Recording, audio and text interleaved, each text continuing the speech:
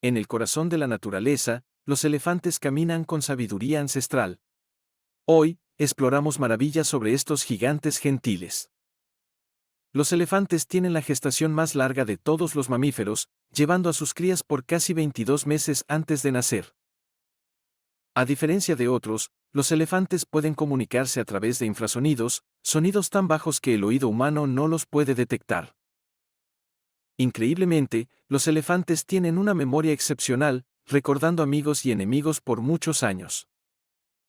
Estos magníficos animales pueden llorar, jugar, reír y hasta tener sentimientos complejos, como el luto por un ser querido fallecido. Los elefantes ayudan a mantener la salud de nuestros ecosistemas, dispersando semillas que dan vida a nuevos árboles. Maravillas como estas nos recuerdan la importancia de proteger a los elefantes y los lugares salvajes que llaman hogar.